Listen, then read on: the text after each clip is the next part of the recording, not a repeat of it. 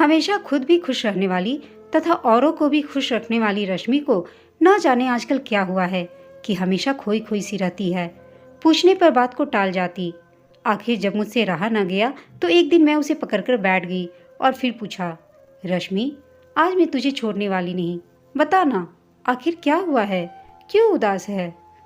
कुछ भी नहीं कविता, तू तो यूं ही परेशान हो रही है। नहीं रश्मि, कुछ तो हुआ है। तू बताती क्यों नहीं? देख, आज मैं तुझे छोड़ने वाली नहीं।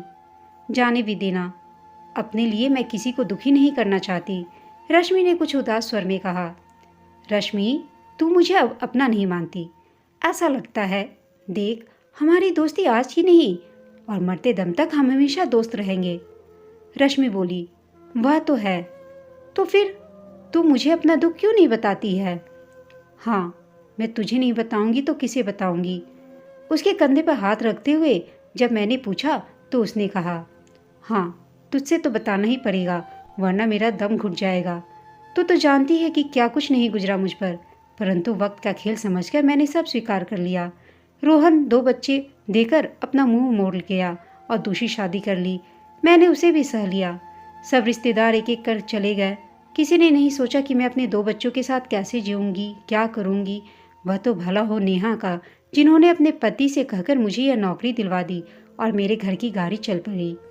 यह तो मैं भी जानती हूँ रश्मि, और तेरे साहस की मिसाल मैं ही नहीं बल्कि जितने भी परिचित हैं सब देते हैं। मैंने उसे सहारा देते हुए कहा। पर अब जब सब कुछ ठीक हो गया है, फिर तेरी उदासी की बात समझ में नहीं आ रही है। इतना सब कुछ सहते हुए भी तूने अपना जीवन बड़ी जिंदादिली से जिया ही नहीं, उसके हर पहलू को महसूस भी किया। मैंने कहा, अपने बच्चों के कैरियर को अब बहुत ऊपर पहुंचाया। यही नहीं, कॉलोनी में अच्छी इज्जत भी कमाई। अब तो सब ठीक है, फिर क्या बात है तेरी उदासी का? रश्मि बोली, तू ठीक कह रही है, पर एक बात तो है, कब्र का हाल मुर्दा ही जानता है। उसने कुछ हंसते हुए कहा। अच्छा, ऐसा क्या है? देख, बहुत देर हो रही है। रश्मि ख्यालों में खो गई, मानो उसका जीवन उसके सामने चलचित्र की तरह घूम रहा हो। रोहन का उसकी जिंदगी में आना, वह उसकी तरफ यूं खिंचती चली गई जैसे पतंग के साथ डोर। दुनिया के रिवाज सब उसके लिए बेमानी हो गए थे। मम्मी पापा ने कितना उसे डांटा समझाया, जमाने की ऊंच नीच सब समझाई, पर वह जैसे दीवानी हो गई थी। जैसे ही मोबाइल की घंटी बजती, बस उसे रोहन की ही दिखाई देता और वह पागलों की तरह दौड़ जाती। पापा गुस्सा होते, मम्मी अपना वास्ता देती, पर उसके लिए सब बेकार था सिवा रोहन के। एक दिन जब वह रोहन से मिलने जा रही थी तो पापा ने डांटते हुए कहा, तुम नहीं मानोगी, क्या है उस आवारा लफंगे में जो तुम्हें कुछ दिखाई नहीं दे रहा? पापा, मैं उससे प्यार करती हूँ और उसके बिना नहीं रह सकती। बहुत पछताओगी तुम। बेटा मान जाओ, वह अच्छा लड़का नहीं है, पापा ने समझाते हुए कहा। पापा, वह मेरी जिंदगी है, रश्मि जिद करते हुए बोली। तो खत्म कर दो अपनी जिंदगी, झल्लाते हुए पापा बोले। क्या कह रहे हो जी? कुछ भी हो, रश्मि हमारी इकलौती बेटी है, उसकी मम्मी ने समझाया। उसी का तो फायदा उठा रही है यह, पर जीते जी कैसे मैं इसे कुएं में ढकेल दूं अपनी बेटी को? पापा, कुछ भी हो, मैं रोहन से ही शादी करूंगी। तो फिर अपना चेहरा हमें कभी न दिखाना, पापा क्रोध से बोले। ऐसा मत कहो, मैं अपनी बेटी के बिना नहीं रह सकूंगी, मम्मी ने सिसकते हुए कहा। चुप रहो, तुम्हारी लाड प्यार का नतीजा है जो हमें भुगतना पड़ रहा है, पापा गरजते हुए बोले। और रश्मि सबको अनदेखा कर रोहन के साथ चली गई। बाद में पता चला कि दोनों ने शादी कर ली है और झांसी में बस गए हैं।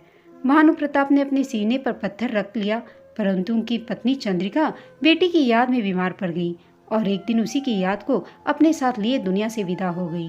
उधर रश्मि रोहन के साथ बहुत खुश थी, लेकिन जब उसे अपने माता पिता की याद आती तो उदास हो जाती। शुरू शुरू में रोहन उसका बहुत ध्यान रखता था। समय के साथ वह एक बेटी और एक बेटे की माँ भी बन गई। कुछ दिनों से रश्मि ने नोट कर रही थी कि रोहन अब उसका उतना ध्यान नहीं रखता जितना पहले रखता था।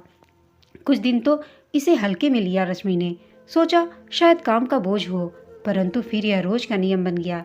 रोहन, आजकल तुम बहुत व्यस्त रहने लगे हो, रश्मि ने कुछ उदास होकर कहा। भाई, घर चलाना है तो काम तो करना ही पड़ेगा ना, रोहन ने कहा। रोहन, काम तो तुम पहले भी करते थे, पर आजकल कुछ ज्यादा ही हो रहा है क्या? रोहन टालकर चला गया, पर आज रश्मि ने इसे कुछ ज्यादा ही गंभीरता से लिया। अब तो रात को भी देर से आना रोहन का नियम बन गया था। रश्मि पूछने की कोशिश करती तो झगड़ा होने लगता। उस दिन तो हद ही होगी। उसकी सहेली आई थी। मुस्कुराते हुए रश्मि ने पहले तो परिचय कराया। रोहन, यह मेरी सहेली है, शिमला से आई है। यहाँ इसे कुछ काम है, करीब हफ्ता भर रहेगी हमारे यहाँ। रोहन ने कहा, रश्मि, यह मेरा घर है, कोई धर्मशाला नहीं जो कोई भी आकर यहाँ रहे। रश्मि देखती रह गई। रोहन जी, आप चिंता ना करें, मैं मैनेज कर लूँगी, शालिनी ने कहा। अरे नहीं, मैं तो मजाक कर रहा था, रोहन ने हंसते हुए कहा। सब ने इसे मजाक में लिया, पर रश्मि नहीं जानती थी कि उसने अपने लिए कितनी बड़ी खाई खोद ली है। जो रोहन रोज देर रात आता था, वह शाम की चाय घर में ही पीने लगा। शुरू में तो रश्मि खुश हुई, पर फिर धीरे धीरे उसे समझ में आने लगा कि रोहन उसके लिए नहीं बल्कि उसकी सहेली शालिनी के लिए जल्दी आता था। चाय पीने के बाद दोनों ही किसी न किसी बहाने घर से निकल जाते। कभी बाहर से खाना खाकर आते तो कभी उसे आदेश देकर बनवाते। मम्मी, ये आंटी और कितने दिन यहाँ रहेंगी? एक दिन रश्मि के बेटे शलभ ने पूछा। क्यों बेटे, आंटी से तुम्हें क्या तकलीफ है? रश्मि ने पूछा। मम्मी, जब देखो आप आंटी की सेवा में लगी रहती हो, जैसे वे कोई नवाब हों, शलभ ने कुछ चिढ़ते हुए कहा। हाँ मम्मी, और वे तो कोई काम भी नहीं करती, बस पापा से बातें करते रहती हैं, जैसे वे ही इस घर की मालकिन हो। बेटा, ऐसा नहीं कहते, वे मेहमान हैं, उन्हें कुछ काम है यहाँ, जब हो जाएगा तो चली जाएंगी। रश्मि ने अपने दोनों बच्चों को तो दिलासा दे दिया, किंतु अपने आप को न समझा सकी। सारी रात बड़ी बेचैनी में काटी और फैसला किया कि सुबह शालिनी और रोहन से बात करेगी। दूसरे दिन जब सुबह नाश्ता सब कर रहे थे तो रश्मि ने रोहन से कहा, सुनिए, मेरे ख्याल में अब तो काफ़ी दिन हो चुके हैं, अगर शालिनी का काम बाकी है तो वह किसी गर्ल्स हॉस्टल में इंतजाम कर लेगी। क्यों, ऐसी भी क्या जल्दी है? रोहन ने कहा। बात कुछ नहीं, बस बच्चों के एग्जाम सिर पर हैं, उनकी पढ़ाई नहीं हो पा रही है, फिर मेहमान कुछ दिन के ही आए तो अच्छे लगते हैं। कैसी बातें कर रही हो रश्मि, क्या शालिनी से यह सब कहते ठीक लगेगा? फिर एक तो वह तुम्हारी सहेली है, इस नए शहर में कहाँ जाएगी वह? कहीं भी जाए या कहीं भी इंतजाम करे अपना, यह हमारी सिरदर्दी नहीं है, रश्मि ने कुछ झल्ला कर कहा। ठीक है, कुछ दिन और देखो, या तो वह कोई इंतजाम कर लेगी या फिर मैं ही उसका कोई इंतजाम कर दूंगा, तुम परेशान ना हो। रोहन ने उसे दिलासा देकर ऑफिस चला गया। रोहन का सारा दिन उधेर बुन में बीता। अब उसे शालिनी का साथ अच्छा लगने लगा था, वह उसके बिना नहीं रहना चाहता था, परंतु रश्मि का क्या इलाज किया जाए? बहुत सोचने के बाद रोहन ने एक उपाय सोचा। उसने शहर से बाहर बनी नई कॉलोनी में एक मकान किराए पर लिया और उसमें शालिनी को शिफ्ट कर दिया। एक बार को शालिनी हिचकिचाई, कहा, रोहन, क्या यह ठीक होगा? देखो शालिनी, तुम्हारा कोई नहीं है और अब ना मैं तुम्हारे बिना नहीं रह सकता। तुम बताओ, क्या तुम मेरे बिना रह पाओगी? इतने दिन साथ गुजारने के बाद क्या हम दोनों को एक दूसरे की आदत नहीं हो गई है? यह तो ठीक है, परंतु रश्मि और बच्चे, ऊपर से यह समाज क्या हमें जीने देगा? शालिनी कुछ सोचते हुए बोली। रोहन बोला, देखो शालिनी, अब मेरी तुम्हारी बहुत बात आगे बढ़ गई है। अब न तो मैं तुम्हें छोड़ सकता हूँ और न ही तुम्हारे बिना रह सकता हूँ। तुम्हारी तो तुम ही जानो, पर मैं अच्छी तरह से जानता हूँ कि तुम्हारे विचार भी यही हैं। वह सब तो ठीक है, परंतु रश्मि मेरी सहेली है रोहन, और उसके साथ यह अन्याय होगा। तुम्हें अब सिर्फ अपने बारे में सोचना है शालिनी, रोहन ने बात खत्म करते हुए कहा। अब देखो, इस शहर में कितने ही लोगों से तुम्हें मिलवा दूंगा, जिन्होंने न सिर्फ 2-2 शादियां कर रखी हैं, वरन दोनों निभा भी रहे हैं। परंतु लोग क्या कहेंगे? शालिनी बीच में बोली। देखो शालिनी, अब तुम कुछ मत सोचो तो सिर्फ अपनी नई जिंदगी के बारे में। रोहन की बात सुनकर शालिनी ने उससे सोचने के लिए 2 दिन का समय मांगा। ठीक है, मैं चलता हूँ, तुम्हारी जरूरत की सारा सामान यहाँ है। रोहन घर पहुँचा तो रश्मि और बच्चे उसे अकेला देखकर बहुत खुश हुए। उन्होंने सोचा कि शालिनी चली गई है अपने शहर। रश्मि ने मुस्कुराते हुए पूछा, आज अकेले? क्या शालिनी वापस चली गई? रोहन चुप रहा और अपने कमरे में कपड़े चेंज करने के लिए चला गया। रश्मि कुछ सोचती रह गई। जब वह वापस आया तो रश्मि ने फिर दोहराया, आपने बताया नहीं कि शालिनी वापस चली गई कि नहीं? रोहन चुप रहा और फिर कुछ नहीं बोला। रश्मि ने फिर भी कुछ नहीं पूछा, लेकिन जब तीसरी बार रश्मि ने बोला कि आप क्यों नहीं कुछ जवाब दे रहे हैं शालिनी के बारे में, तब रोहन झल्ला कर बोला, देखो रश्मि, तुमने चाहा कि शालिनी यहाँ से चली जाए और वह चली गई, अब वह कहाँ गई और क्यों गई इससे तुम्हें मतलब नहीं होना चाहिए। रहा मेरे जल्दी आने का प्रश्न, तो आज मैं यह फैसला करके आया हूँ कि अब मैं शालिनी से शादी कर रहा हूँ। तुम साथ रहोगी या अलग, यह फैसला तुम्हें करना है। रश्मि और बच्चे यह सब सुनकर हैरान रह गए। तुम्हें पता भी है कि तुम क्या कह रहे हो रोहन? रश्मि ने लगभग चीखते हुए कहा। दोनों बच्चे सलभ और रीतिका डर गए। तभी रश्मि को लगा कि उन्हें बच्चों के सामने यह सब बातें नहीं करनी चाहिए। अतः रश्मि ने सामान्य होने की कोशिश की और बच्चों से कहा, बेटा आप अपने कमरे में जाकर पढ़ाई करो। अब बच्चे इतने भी छोटे नहीं थे कि वे अपनी माँ की बात न समझ सकें। दोनों सिर झुकाए अपने कमरे में चले गए। हाँ, अब बताओ रोहन कि तुम क्या कह रहे थे? तुम्हें शालिनी से शादी करनी है? तुम इतनी बड़ी सजा मुझे कैसे दे सकते हो? सिर्फ तुम्हारे कारण मैं अपने माता पिता और घर परिवार को छोड़कर आई थी। हाँ, तुम आई थी, पर यह फैसला भी तुम्हारा था। फिर मैं कब मना कर रहा हूँ? क्या बिगड़ जाएगा अगर शालिनी भी हमारे साथ रहे? रोहन ने कहा। यह कभी नहीं हो सकता रोहन, तुम मुझे इतना बड़ा धोखा नहीं दे सकते। रोहन बोला, रश्मि, धोखा? जो धोखा करता है उसे धोखा ही मिलता है, और यही दुनिया का सच है। तुमने भी तो अपने माता पिता को धोखा दिया था और मेरे साथ शादी की। तुम्हारी माँ असमय गुजर गई, वे क्या जी पाई? और पिताजी, वे भी जैसे जी रहे हैं वह जीना नहीं होता। क्या तुमने उनके लिए सोचा? आज बात करती हो तुम धोखे की। रश्मि बोली, उसकी वजह भी तुम ही थे रोहन। तुमने तो मुझे न घर का छोड़ा न घाट का। रश्मि ने सिर थामते हुए कहा। अब यह फैसला तुम्हारा है रश्मि, तुम साथ रहो या अलग।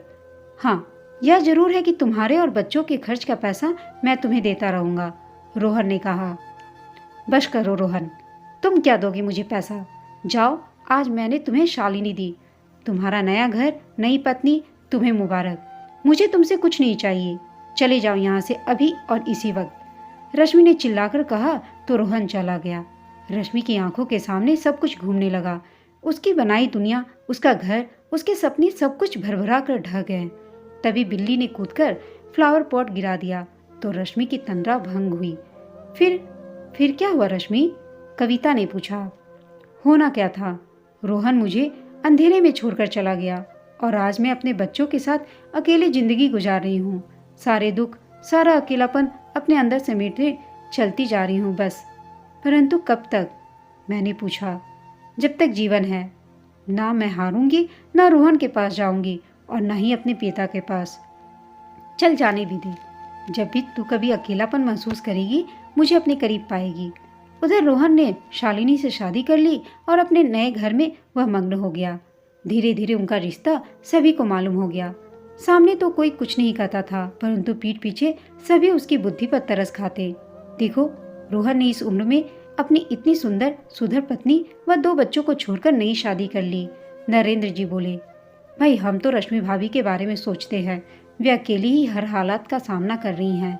निरंजन कुछ सोचते हुए बोले, ऐसा नहीं था कि रोहन को इन सब बातों का पता नहीं था, परंतु वह बड़ी चतुरता से सफाई दे देता। एक दिन रोहन लौटा तो उसके हाथ में शिमला के 2 टिकट थे। घर में घुसते ही चिल्लाया, शालिनी, ओ शालू, देखो मैं क्या लाया हूँ। क्या लाए हैं? शालिनी ने पूछा। सोचो क्या हो सकता है? शालू मुस्कुराकर बोली, क्या होगा? सिनेमा के टिकट होंगे और फिर होटल में डिनर का ऑफर। नहीं डार्लिंग, हम कल 1 हफ्ते के लिए शिमला जा रहे हैं। क्या नज़ारा होगा तुम कल्पना भी नहीं कर सकती। चलो फटाफट पैकिंग कर लो। दूसरे दिन जब वे शिमला पहुंचे तो लगभग सारे होटल बुक थे और फिर ऑटो वालों की सहायता से जो होटल मिला उसे देखकर रोहन को जबरदस्त झटका लगा। वही होटल और तो और वही कमरा जहां वह पहली बार रश्मि को लेकर आया था। उसे सकते में देखकर शालिनी बोली, क्या हुआ रोहन, आप कहाँ खो गए? कुछ नहीं, बस यूं ही जरा सोच रहा था कि देखो वक्त भी क्या क्या खेल दिखाता है। अभी कुछ दिन पहले की बात है, मैं किसी काम से शिमला में आया था और उसी वक्त यही इसी होटल में रुका था और यही कमरा भी था। रोहन ने आधा झूठ और आधा सच बोला। वह उसे यह कैसे बताता कि यहाँ इसी कमरे में उसने रश्मि ने अपना हनीमून मनाया था। झूठ तो उसने कह दिया, किंतु उसका मन उखड़ गया था। दूसरे दिन दोनों घूमने निकल गए। यह भी अजीब बात थी कि जिस रश्मि को छोड़कर शालिनी के लिए रोहन बेताब था और उसके साथ शादी करके उसके साथ हनीमून मनाने आया था, उसे छोड़कर रोहन को हर जगह रश्मि नजर आ रही थी। वह काफ़ी परेशान हो रहा था। उसके अंदर यह बदलाव शालिनी भी महसूस कर रही थी, पर उसने सोचा कि हो सकता है कोई ऑफिस की बात हो जो उसे परेशान कर रही है। उसने पूछा भी, परंतु रोहन ने उसे टाल दिया। आज उसे लगा कि दो नावों पर सवार होना कितना कठिन है। होटल आकर रोहन बिस्तर पर ढेर सा हो गया। क्या बात है रोहन, काफी थके थके से लग रहे हैं और काफी परेशान भी। रोहन ने कहा, हाँ थक तो गया हूँ। ऐसा करते हैं शालिनी, वापस चलते हैं। क्यों? बस ऑफिस का एक जरूरी काम याद आ गया, जाना जरूरी है, फिर कभी प्रोग्राम बना लेंगे। ठीक है, शालिनी बोली और फिर पैकिंग करने लगी। दूसरे दिन वापस आ गए। सब काम अपने ढर्रे पर चलने लगा। एक दिन रोहन व शालिनी शॉपिंग के लिए गए तो उन्होंने रितिका को देखा। वह अपनी सहेली के साथ स्कूटी पर जा रही थी। तभी एक बाइक सवार ने उसकी स्कूटी में टक्कर मार दी और वे दोनों गिर पड़े। रोहन और शालिनी उसकी तरफ दौड़े। उसे उठाने के लिए शालिनी ने हाथ बढ़ाया तो रितिका ने बड़ी नफरत से उसका हाथ झटक दिया। शालिनी ने कहा, रितिका तुम ठीक तो हो? तुम तो ठीक हो, मैं ठीक हूँ या नहीं इससे तुम्हें क्या फर्क पड़ता है? रितिका ने गुस्से और नफरत से कहा। ऐसा ना कहो बेटा, मैं तुम्हारी माँ के समान हूँ। शालिनी ने कुछ मायूसी से कहा। आप जानती भी हैं कि माँ क्या होती है? कभी आपने जाना माँ को? माँ तो बस देना ही जानती है और आपने तो बस छीनना ही जाना है। हमसे हमारे पापा को छीना, हमारे घर की सुख शांति छीनी, मेरी माँ का सुहाग छीना। आप क्या जाने माँ और माँ के त्याग को। रितिका, क्या तुमने बात करने की तमीज छोड़ दी? रोहन यह बात सुनते ही चिल्लाते हुए कहा, पापा मैंने तो सिर्फ बात करने की तमीज छोड़ी है, किंतु आपने तो हम सबको छोड़ दिया। और सिसकते हुए रितिका अपने जख्म को बिना देखे चली गई। दोनों का मूड खराब हो गया था। दोनों वापस घर आ गए। दूसरे दिन रोहन अपने ऑफिस चला गया, लेकिन शालिनी के कानों में रितिका के कहे शब्द हथौड़े की तरह पड़ रहे थे। जानती हो माँ क्या होती है? तुमने तो बस छीना है। तुमने मेरे पापा को छीना, हमारे घर की सुख शांति छीनी। छीनी है। हाँ, मैंने अपनी सहेली का घर उजाड़ा है, उसे बर्बाद कर दिया है। मैं दोषी हूँ। एकाएक शालिनी अपना सिर पकड़कर जोर जोर से चिल्लाई। तभी अचानक रोहन आ गया। बोला, क्या हुआ शालू, तुम चिल्ला क्यों रही थी? क्यों परेशान लग रही हो? कुछ खास नहीं रोहन, बस यूं ही कुछ पुरानी यादें याद आ गईं। मगर तुम कैसे आ गए? वे अपने कुछ जरूरी कागजात घर में भूल गया था। शालिनी, लिफाफे में कुछ कागज थे, तुमने देखे हैं क्या? नहीं तो, कहाँ रखे थे? अलमारी में थे, जरा देखो तो, रोहन ने कहा और फिर सोफे पर बैठ गया। शालिनी बेडरूम की तरफ थी, थोड़ी दूर ही चली थी कि गिर पड़ी। अरे क्या हुआ शालू? रोहन तेजी से उसकी तरफ लपका। शालिनी को उठाकर बेड पर लिटाया और पानी लाकर उसके चेहरे पर छींटे मारने लगा। शालिनी ने धीरे से आंखें खोली। क्या हुआ शालू? तबीयत खराब थी तो मुझे बताया होता, मैं पहले तुम्हें डॉक्टर के पास ले जाता। खैर कोई बात नहीं, अब चलते हैं। शालू बोली, नहीं रोहन, मुझे नहीं जाना डॉक्टर के पास, कोई खास बात नहीं, मैं ठीक हूँ। रोहन उसका माथा सहलाने लगा। देखो शालिनी, लगता है अकेलेपन की वजह से तुम्हारी तबीयत खराब हो गई है, कुछ व्यस्त रहा करो तुम। रोहन, मैंने बहुत गलत किया है ना, बहुत बड़ी गलती की है। कौन सी गलती शालू? मैंने अपनी सहेली का पति छीना, उसका घर उजाड़ दिया, उसकी हाय लगेगी मुझे। हमने कोई गलत काम नहीं किया है शालू, हमने प्यार किया है, दोनों एक साथ जीवन गुजारना चाहते हैं और शादी की है, इसमें गलत क्या किया है? मैंने तो रश्मि को कहा भी था कि वह हमारे साथ रहे। रोहन बोला, क्या दो दो पत्नियां एक साथ नहीं रह सकती? और यदि नहीं तो हम क्या कर सकते हैं? मैं तो उसका खर्चा भी उठाने को तैयार था, किंतु वह ज़्यादा स्वाभिमानी बनना चाहती है, तो उसमें हमारा क्या दोष? उसके बाद रोहन शालू को समझा बुझाकर वापस अपने ऑफिस चला गया। शालिनी ने एक नॉवल उठाया, परंतु उसका मन नॉवल पढ़ने में नहीं लगा, फिर किसी भी काम में नहीं लगा। बार बार उसे रितिका की बात याद आ रही थी। उसका मन फिर किसी भी काम में नहीं लगा। उसका मन भी बार बार अपने खुद को दोषी मान रहा था। जैसे तैसे शाम हुई और रोहन ऑफिस से आ गया। उसने चाय बनाई और दोनों अपना अपना कप लेकर टेरेस में आकर बैठ गए। क्या बात है, आज कुछ परेशान दिखाई दे रही हो? कुछ नहीं, बस यूं ही मन नहीं लग रहा। चलो तो आज कहीं घूम फिर कर आते हैं, तुम्हारा मन भी बहल जाएगा और फिर दोनों तैयार होकर बाहर निकल गए। पास ही एक पार्क था। दोनों जाकर नर्म घास पर बैठ गए। अभी कुछ देर ही हुई थी उन्हें वहां बैठे हुए, तभी एक तरफ शोर हुआ। उत्सुकतावश दोनों भी वहां पहुंच गए। बड़ा ही अजीब नजारा था। एक औरत अपने पति के साथ मारपीट कर रही थी। उन्होंने कारण पूछा तो पता चला कि उसने अपने पति को दूसरी औरत के साथ पकड़ लिया था। यह कहने को तो एक साधारण बात थी, परंतु इस बात ने शालिनी के मन मस्तिष्क पर उल्टा प्रभाव डाला। उसके दिमाग में रश्मि का चेहरा घूम गया। उसे और गिल्टी महसूस होने लगी। अब यह रोज का नियम हो गया था। शालिनी चुपचाप अपने काम निपटाकर उदास सी रहती। उसकी इस हालत से रोहन परेशान रहने लगा। जो जीवन उसने चुना था वह उन्हें बजाय खुशी देने के परेशानी देने लगा। और हद तो तब हो गई जब शालिनी न सिर्फ डिप्रेशन में बल्कि आक्रामक भी हो गई। छोटी छोटी बातों पर नाराज हो जाना, गुस्से में कोई भी चीज उठाकर फेंक देना जैसे उसका नियम बन गया था। एक दिन तो छोटी सी कहासुनी पर शालिनी ने कप उठाकर रोहन को दे मारा। तब रोहन को लगा कि अब कुछ ठीक नहीं है। वह उसे लेकर न्यूरोलॉजिस्ट के पास गया। डॉक्टर ने शालिनी की जांच करके कहा, रोहन, शालिनी के दिमाग को कोई सदमा लगा है जिसकी वजह से इनकी यह दशा हुई है। फिर डॉक्टर ने कुछ दवाएं लिखी और कहा, इन्हें ज़्यादा से ज़्यादा खुश रहने की कोशिश किया करो। दवा चलती रही।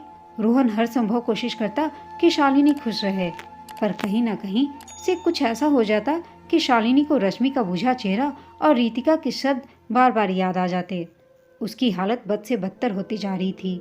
अब इस बात की चर्चा आसपास भी होने लगी थी।